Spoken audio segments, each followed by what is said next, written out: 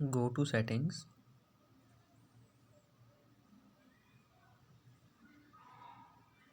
battery.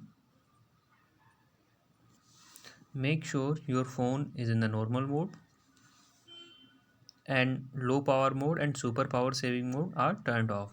Go to high background power consumption, find Unolo and turn it on. Take the screenshot, come back at the home screen, go to the iManager, go to App Manager,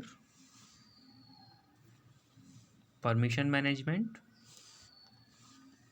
Auto Start, find Unolo and turn it on. Take the screenshot.